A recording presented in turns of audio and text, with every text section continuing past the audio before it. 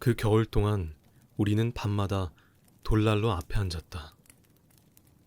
말라 비틀어진 나무 구루터기 가운데 부분에서 뽑아낸 푸석푸석한 심지를 땔감 삼아 태우다 보면 두껍게 달라붙은 송진이 타닥타닥 탈 때마다 불꽃들이 튀고 일렁거렸다. 그러면 반대쪽 벽에 비친 우리 그림자가 늘어났다가는 줄어들고 그러다가 갑자기 괴상하게 커지는가 하면 또 순식간에 사그라들어 마치 환상 속의 그림을 보는 듯 했다. 우리는 아무 말도 하지 않고 한참 동안 일렁이는 불꽃과 춤추는 그림자를 쳐다보며 앉아 있었다. 그러고 있을 때 읽은 것에 대한 자신의 생각을 이야기해서 이 침묵을 깨는 사람은 대개 할아버지였다. 일주일에 2번, 토요일과 일요일 밤이면 할머니는 석유 등잔을 켜놓고 우리에게 책을 읽어주셨다. 등잔을 켜는 건 우리에게 일종의 사치였다. 그런데도 이렇게 했던 건 물론 나 때문이었다. 석유 기름은 정말 조심해서 아껴 써야 했다. 할아버지와 나는 한 달에 한 번씩 개척촌을 다녀오곤 했는데 집으로 돌아올 때면 나무 뿌리를 잘라 만든 뚜껑으로 통 주둥이를 눌러막은 석유통을 들고 왔다. 그 일은 내 몫이었다.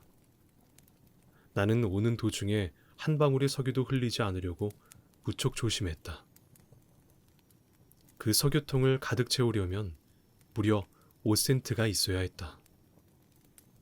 할아버지는 집에 도착할 때까지 한 번도 간섭하지 않고 내가 알아서 하도록 그 일을 맡겨두곤 하셨다. 그만큼 나를 믿으셨던 것이다. 개척촌에 갈 때면 할머니가 적어준 책 목록도 항상 함께 가지고 갔다. 할아버지는 그 목록을 도서관 사서에게 보여주고 할머니가 반납하라고 보낸 책들도 돌려주었다. 할머니는 현대 작가들 이름은 잘 모르셨던 것 같다. 그 목록에는 항상 셰익스피어 씨의 이름만 적혀 있었으니 말이다. 이 때문에 할아버지와 도서관 사서 사이에서는 이런저런 실랑이가 자주 벌어지곤 했다. 우선 사서는 책장에서 셰익스피어 책을 꺼내와서 그 제목을 할아버지에게 읽어주었다. 제목만 듣고서 할아버지가 기억해내지 못할 때는 한쪽 정도를 읽어주셨다. 할아버지가 계속 읽어보라고 하는 바람에 서너 쪽까지 읽는 일도 종종 있었다. 간혹 내가 할아버지보다 먼저 기억이 날 때면 나는 할아버지 바짓가랑이를 잡아당기며 우리가 이미 읽은 책이라는 표시로 고개를 끄덕거렸다. 그러자 이번에는 할아버지와 나 사이에 일종의 기억력 시합 같은 분위기가 만들어졌다. 할아버지는 내가 알아내기 전에 먼저 말하려는 듯 애를 쓰곤 하셨다. 하지만 결국 알아맞히는 건 언제나 내 쪽이었다. 어쨌든 이 때문에 사서의 혼란은 더욱더 가중되었다. 처음에는 약간 신경질적이던 그 사서가 한 번은 할아버지에게 읽지도 못하는 책을 왜 빌려가느냐고 물었다. 그래서 할아버지는 할머니가 우리에게 읽어준다고 설명했다.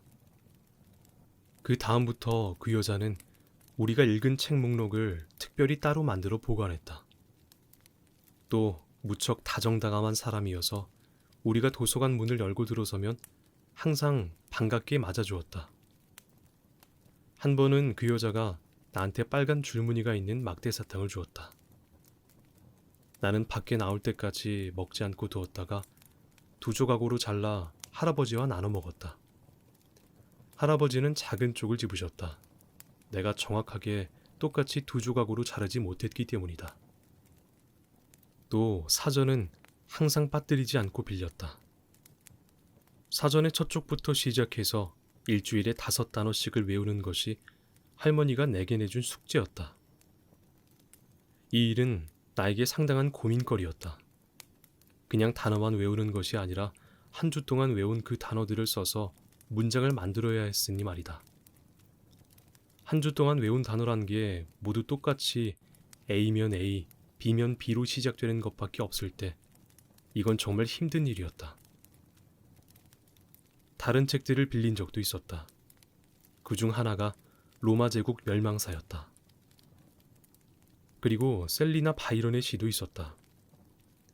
할머니가 모르는 사람들이었지만 사서가 함께 빌려줘서 읽었던 것이다. 할머니가 기다랗게 꼰 머리를 마루 위까지 늘어뜨린 채 책에다 얼굴을 바짝 들이대고 천천히 읽어가노라면 할아버지는 흔들의자를 앞뒤로 천천히 흔들며 귀를 기울여 듣고 계셨다. 그러다가 할아버지의 흔들의자가 갑자기 딱 멈춰서면 아니나 다를까 그때는 이야기가 한창 재미있어지는 때였다.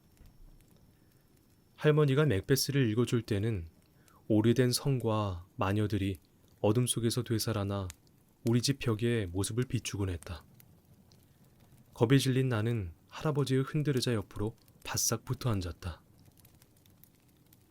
할머니가 칼부림이 일어나는 장면을 읽기 시작하자 할아버지는 의자 흔드는 것을 멈추고 맥베스 부인이 여자답게 처신하고 남편 맥베스가 정당하게 하려는 일에 일일이 간섭하지 않았더라면 이런 일은 절대 일어나지 않았을 거라고 잘라 말했다. 게다가 그 여자는 너무나 숙녀답지 못하다. 어떻게 그런 여자가 숙녀라고 불리는지 납득을 못하겠다. 우리가 처음으로 열심히 맥베스를 읽을 때 할아버지의 의견은 이랬다. 그러고 나서 며칠 후 할아버지는 혼자서 여러 가지 생각을 해보셨는지 그 여자가 뭔가 잘못한 건 틀림없지만 예전에 발정난 암사슴을 본 적이 있는데 상대인 수사슴을 찾아내지 못하자 머리에 피가 끓어 미친 듯이 숲속을 뛰어다니다가 결국 강물에 빠져 죽고 말더라. 셰익스피어 씨가 확실하게 말해주지 않았으니 잘 알 수는 없지만 그 여자가 그렇게 된 건 남편 탓일 수도 있겠다. 실제로 그렇게 생각할 만한 점이 있다. 사실 맥베스 씨는 무슨 일이든 제대로 하는 게 없는 것 같다는 이야기를 하셨다. 할아버지는 이 문제로 상당히 골머리를 앓으셨지만 결국 가장 큰 잘못은 맥베스 부인에게 있다고 결론을 내리셨다. 그 여자가 발정이 났을 때의 초조감을 다른 사람을 죽이는 것으로 처리하지 말고 다른 방식으로 예컨대 자기 머리를 벽에 부딪히는 식으로 처리할 수도 있었을 거라는 게 그 이유였다. 줄리어스 시저가 죽는 장면에서 할아버지는 시저 편을 들었다. 시저 씨가 한 일마다 모두 편들고 나서지는 않을 것이고 또 사실 시저 씨가 어떤 일을 했는지 일일이 알 방도도 없지만 브루투스와 그 일당들은 지금까지 들어본 적이 없을 정도로 비열한 인간들이다. 일부러 친구를 넘어뜨리고는 떼거지로 몰려들어 칼로 찔러 죽이다니. 시저 씨와 의견이 맞지 않는다면 자신들의 생각을 확실하게 말해서 타협을 보고 문제를 해결할 수도 있지 않았는가라고 하시면서 이 문제를 놓고 할아버지가 워낙 심하게 흥분하시는 바람에 할머니는 할아버지를 달래지 않으면 안 되었다. 할머니는 이 자리에 있는 우리는 모두 다 죽임을 당한 시저의 편이다. 그러니 당신의 생각에 반대하는 사람은 아무도 없다. 게다가 어쨌든 그건 워낙 오래전에 일어난 일이라 지금 왈가왈부해봤자 별 소용이 없다고 할아버지를 설득하셨다. 하지만 진짜 골칫거리는 조지 워싱턴과의 만남이었다. 할아버지에게 이 만남이 어떤 의미를 갖는지 이해하려면 잠시 그 배경에 대해서 먼저 알아둘 필요가 있다. 산사람인 할아버지에게는 일종의 천적이 있었다. 게다가 말할 필요도 없는 일이지만 할아버지는 가난했고 그리고 무엇보다도 인디언이었다. 지금 와서 돌이켜보면 그 적들을 체제라고 부를 수 있을 것이다. 하지만 보안관이든 주나 연방의 밀주 감독관이든 정치가이든 가릴 거 없이 할아버지에게 그것들은 모두 법이었다. 할아버지에게 있어 법이란 다른 사람들이 어떻게 살아가는지 또 잘 살고 있는지에 대해서는 눈꼽만큼의 관심도 없으면서 무조건 권력만 휘두르는 괴물을 뜻했다. 할아버지는 자신이 위스키를 만드는 것이 법에 어긋난다는 걸 알기 전에는 다 자란 어른으로 두 발로 우뚝 선 사내연노라고 하셨다. 할아버지에게는 위스키 만드는 것이 왜 법에 어긋나는지 모르는 사촌이 한 명 있었는데 그 사촌은 결국 그 이유를 알아내지 못한 채 무덤으로 갔다고 한다. 그 사촌은 항상 자기가 투표를 제대로 하지 않아서 그런 법률이 생긴 것 같다고 걱정했다. 하지만 과연 어느 쪽에다 투표하면 제대로 고쳐질지 한 번도 정확하게 짚어내지는 못했다. 할아버지는 그 사촌이 자기의 고민거리를 해결하려고 어느 쪽에 투표하는 게 좋을지를 너무 걱정하다가 그만 젊은 나이에 무덤으로 가고 말았다고 믿고 계셨다. 사실 그 사촌은 그 문제에 너무 신경을 쓰다가 술주정꾼이 되었고 그 때문에 일찍 죽고 말았던 것이다. 할아버지는 사촌이 죽은 게 정치가들 때문이라고 생각하고 계셨다. 역사를 되돌아보면 알 수 있듯이 정치가는 역사상 모든 살인행위에 책임이 있다는 것이 할아버지의 의견이었다. 한참 세월이 흐른 후 나는 조지 워싱턴에 대해 쓴 그 낡은 역사책을 다시 읽어보았다. 그때 나는 할머니가 조지 워싱턴이 인디언과 싸운 부분을 읽지 않고 넘어간 것을 알았다. 할머니는 조지 워싱턴의 좋은 부분만을 읽어서 할아버지에게 우러러보고 존경할 만한 인물이라는 걸 보여주고 싶었던 것일 게다. 사실 할아버지는 앤드루 잭슨이 무슨 일을 했는지 아무 관심도 갖지 않았으며 내가 기억하는 한 할아버지가 관심을 보인 정치가는 한 명도 없었다.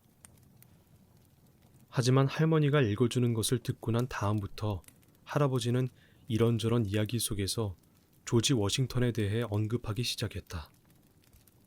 정치가 중에도 좋은 사람이 있을 수 있구나라는 희망에 사로잡혀가는 듯했다. 하지만 그것도 잠시뿐이었다. 할머니가 무심코 주세 부분을 읽고 말았기 때문이다.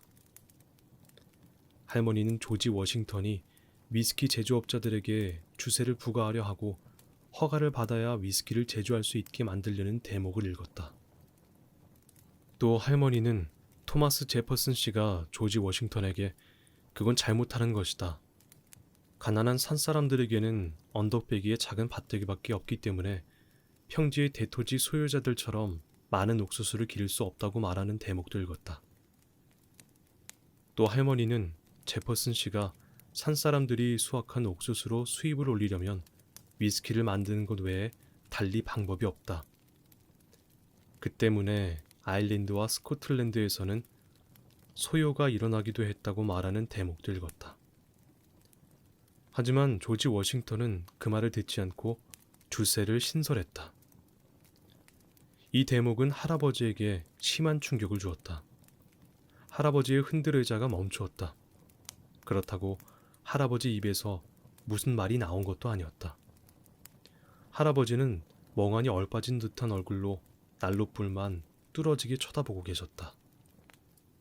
일이 잘못됐다고 느끼신 할머니는 책 읽기를 그만두고 일어나 할아버지의 어깨를 가만히 두드렸다.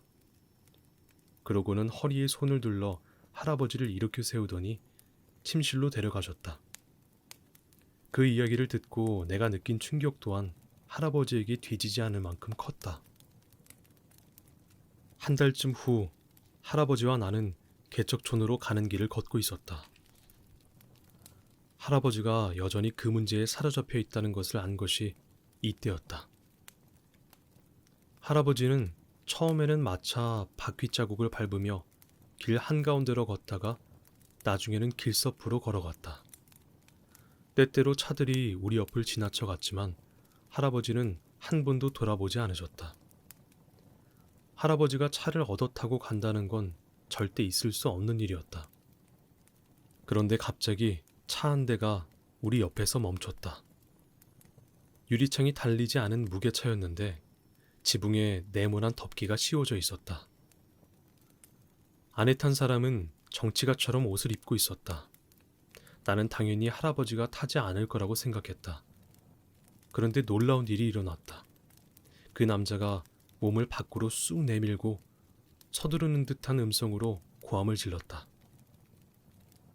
타고 가시겠소?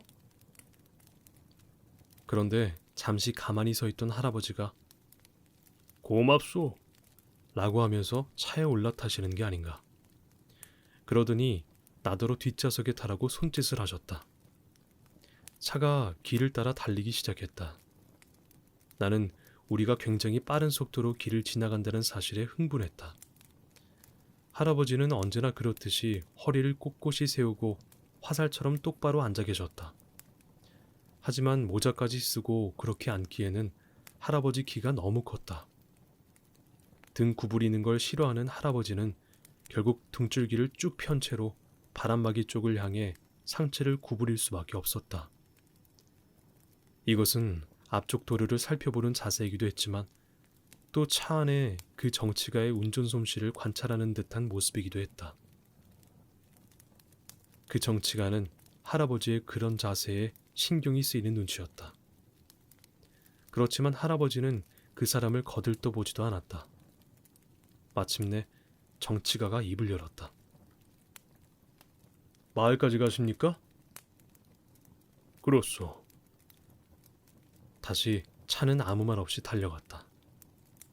그러다가 잠시 후 농부이신가요? 그렇다고 할 수 있죠. 저는 주립사범대학 교수입니다. 그 말투로 보아 그 사람은 자신이 교수라는 사실이 꽤 자랑스러운 듯 보였다. 나는 놀라긴 했지만 정치가가 아니라서 안심이 되었다. 할아버지는 아무 말 없이 잠자코 계셨다. 인디언이십니까? 그렇소. 아, 그 사실이 나와 할아버지를 완전히 설명할 수 있기라도 한 것처럼 교수는 열심히 고개를 끄덕였다. 그 순간 갑자기 할아버지가 교수에게 머리를 돌려 물으셨다.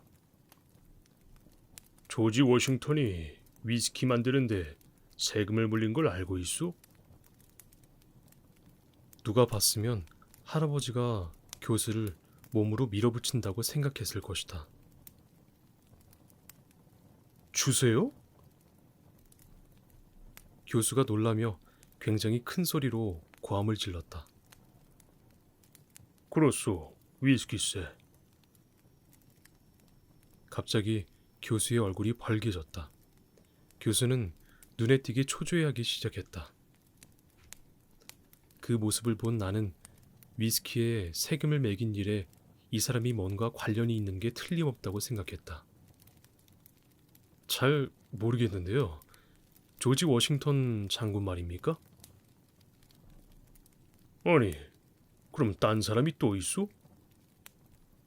할아버지가 놀라서 물으셨다. 나도 깜짝 놀랐다. 아닙니다. 그렇지만 나는 전혀 모르는 일인데요. 교수의 말투가 더더욱 수상쩍은 느낌을 갖게 했다. 할아버지도 잘 납득이 가지 않는 것 같았다. 교수는 똑바로 앞만 쳐다보고 있었다. 차 속도가 점점 더 빨라졌다.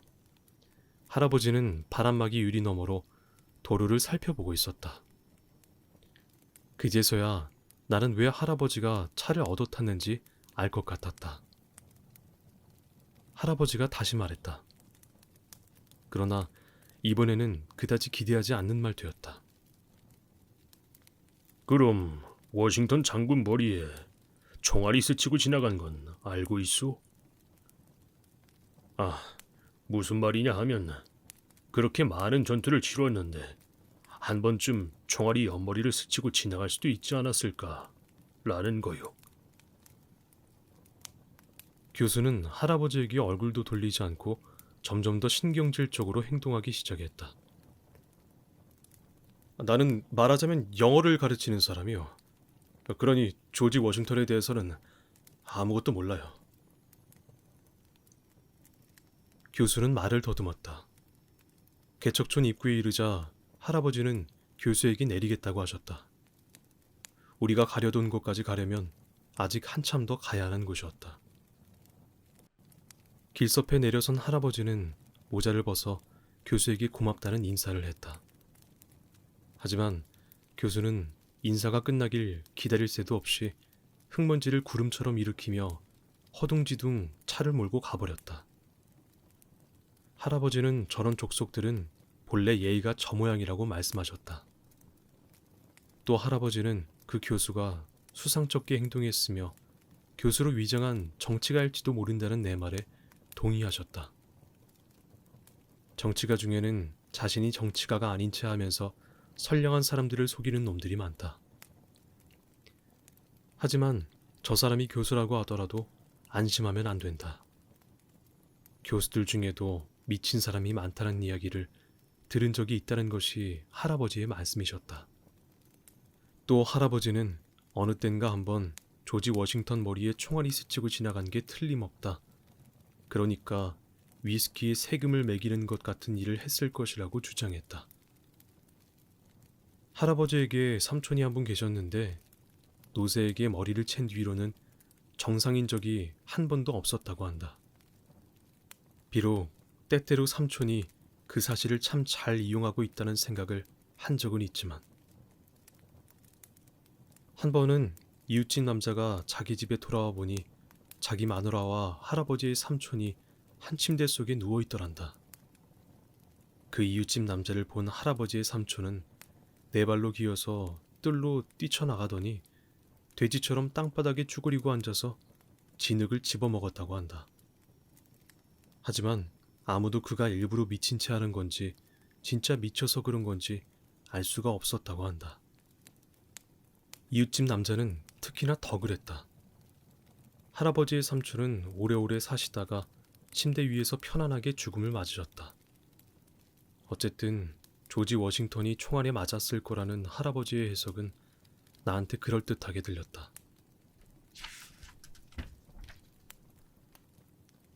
그래야 그가 일으킨 다른 문제들에 대해서도 설명이 될 수 있을 테니 말이다.